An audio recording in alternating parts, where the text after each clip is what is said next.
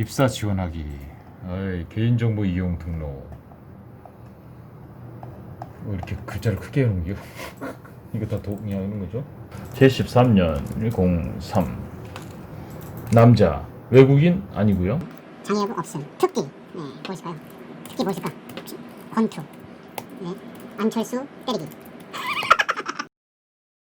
오늘 아침 10시부터 3시간, 그 다음에 오후 2시부터 3시간, 이렇게 2시간 투타임 수업하고 왔더니 완전 눈이 지금 막 다크서클 여기 쫙 굉장히 힘들지만 기다릴 여러분들을 위해서 계속해서 GS샤 입사 지원 인적사항 다 적었고요. 상세 인적사항부터 넘어가도록 하겠습니다. 대외 공모전, 수상 입적 이런 것들은 잘 알아서 쓰시면 될 것 같습니다. 뭐 자기가 특기라고 썼던 것들을 자랑할 만한 것들을 쓰셔도 되고요.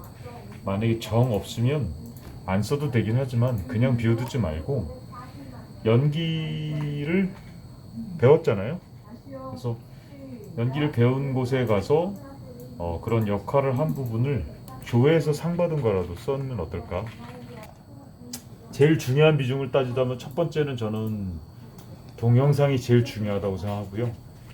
그 다음에 사진, 그 다음에 경력사항이라고 생각합니다. 그리고 그 다음에 마지막이 이런 추가 자격증이라든가 자기소개서 800자 내외 쓰는 게 아닌가 생각이 들거든요. 자, 고용 형태, 당연히 정규직이고요. 네, 요거 그냥 쓰시면 될 것 같아요. 자, 요게 지금 성장 과정 및 성격상 장단점을 말씀해 주세요. 쇼핑호스트 주요 역량 갖추기 어떤 노력이 있습니까? 혹시 이 질문에 대해서 답이 어렵다면 본인이 질문을 좀 바꿔서 얘기해도 나쁘지 않아요. 자기소개에 장단점을 꼭 쓰지 않아도 되고요. 성장 과정을 꼭 쓰지 않아도 돼요. 내가 자기소개할 때 하고 싶은 이야기를 쓰세요. 저는 이렇게 자라왔고 이런 마인드로 세상을 살아가려고 합니다. 자기소개죠.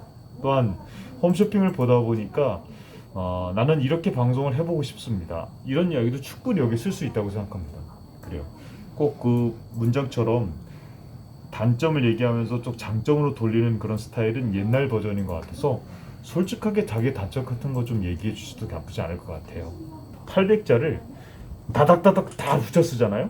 그러면 이걸 프린터를 이렇게 했었을 때 다 붙어 있으면 어디서부터 봐야 될지 틈이 없으면 읽고 싶은 생각이 안 들어요. 읽기 좋게끔 만들기 위해서 그 끊어 읽기라든가 이런 단락 조절을 좀 잘하는 것도 좋은 것 같아요. 800자가 너무 부담스러우면 첫 칸 떼고 소제목을 달아. 소제목을 달았을 때 아까 얘기한 것처럼 이재명과 이낙연의 승부는, 그리고 작은 제목을 써서 그 다음 또 한 칸을 떼야 돼. 그래야지 눈에 들어오기가 쉽거든요. 그 칸을 붙여버리면 여기서 800자가 쓸 수 있는 것들을 조금 부담을 덜 수 있지 않을까요? 그러니까 꼭 이 성장 과정과 성격상의 장단점을 얘기한다는 것을 그 질문대로만 얘기하지 말고 어떤 것도 써도 괜찮아요. 단 소제목을 달아서 쓰십시오. 그러면 훨씬 더 보기 읽기 쉽게 만들 수 있고 끌어들일 수 있는 미끼 글이 될 수 있는 거죠. 저는 성우 공부를 3년을 했는데 근데 아버지에게 아빠 저 1년만 더 할게요. 원서가 우리 돈도 없는데 빨리 직장을 잡아서 일하는 게 낫지. 앞뒤 어디로 갈 수 없는 상황이었고 겨우 사정해가지고 그리고 3년째 공부했는데 이런 떨어지고 나서 나이 제한이 걸려서 이제 시험을 못 보게 되는 게 성우 과정은 나이 제한이 있었어요. 저희 집이 방이동이었는데 성내역 근처에 잠실 철교가 있어요. 거기 내려가서 다리 위로 올라가서 뛰어내리려고 갔어요. 나도 모르게 난간을 막 이렇게 잡고 있는 걸 보면서 죽을 용기도 없구나 라고 하면서 내려왔던 기억이 나요. 어쨌든 이런 내용 그냥 쓰세요. 길면 긴 대로 쓰는 거예요. 힘들었던 적 쓰세요. 내가 말하기 쉬운 걸로 쓰면 돼요. 쓸 때는 어떻게 쓴다? 한 칸 띄우고 소제목 달고 한 칸 띄우고 글 쓰세요. 그리고 그것을 여기다가 또 칸이 모자라면 이왕이면 600자는 채워야 될 거 아니야. 그죠? 모자라면 또 중간에 또 소제목 써, 소제목. 그리고 또 써요. 그런 식으로 쓰고요. 반드시 여기서 주의할 점. 집에서 프린터를 해봐. 읽고 싶게끔 만들었는지 아니면 이게 끊어 읽기가 잘못됐는지 그거를 잘 한번 체크해보고 나서 내 제출하는 게 훨씬 더 좋다고 생각합니다. 그걸 낼 때는 마지막 날 내는 게 아니라 그 전날 내야 돼. 항상 막히니까. 쇼핑 호스트로 주요 역량을 갖추기 위해 어떤 노력을 하였습니까? 질문을 또 바꿔봅시다. 호스트가 되기 위해서 고객의 니즈를 파악해서 뭐 그런 얘기 하지 말고요. 네. 질문을 바꿔.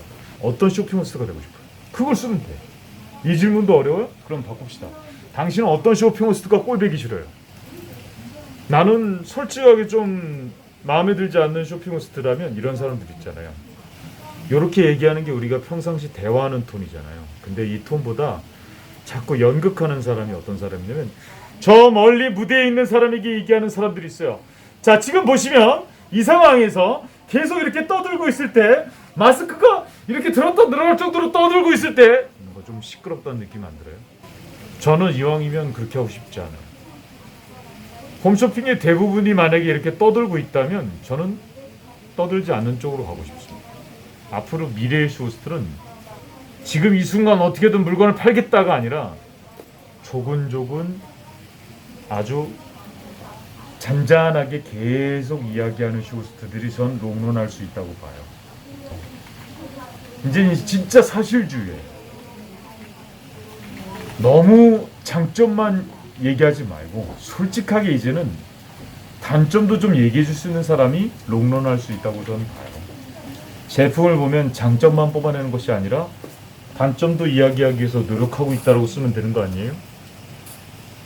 계속 윽박만 지르는 것이 아니라 옆 사람에서 얘기하듯 조근조근 얘기하려고 노력하고 있습니다. 그래서 요즘 연기를 배우고 있고, 그래서 성우의 연기를 배우고 있고, 표현력을 배우고 있습니다. 술 어때요? 어떤 역량을 갖추는 것이 중요하다고 노력하였습니까? 그래, 질문을 바꿔요. 어떤 쇼핑 호스트가 되고 싶어요? 또 바꿔요. 어떤 쇼핑 호스트가 내가 볼 때 마음에 들지 않았어요? 그런 사람이 안 되기 위해서 노력하고 있어요. 저는 톤이 낮은 사람이 되게 유리하다고 봐요. 여러분이 알고 있는 연봉을 2억 받는 사람들은 다 대부분 톤이 낮은 사람들이고 자기 톤으로 얘기하는 거예요. 그 저음은 설득력에서 훨씬 많은 것들을 전달해 줍니다. 제일 좋아하는 GS샵 쇼핑 호스트는 누구일까요? 그 이유는 쉽죠.